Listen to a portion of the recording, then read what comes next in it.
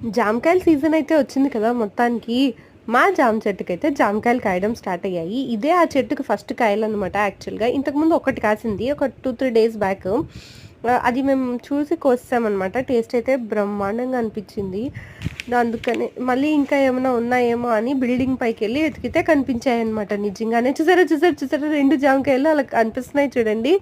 అబ్బా! ఎంత ఆనందం వచ్చిందో నాకైతే జామకాయలు మా చెట్టు పడ్డాయి అననేసి. ఎప్పుడు ఇంతకు ముందట ఇట్లా జామకాయల చెట్టు మీదవి అంటే ఇంత దగ్గరగా లేదు అంటే మన అని చూసినవి లేవు. ఎవరో అట్లా రోడ్డు మీద పోతూ ఉంటే బయట చెట్లని వాటిని చూసామనమాట. బయట చెట్ల పైన ఉన్నవైతే చూసాము.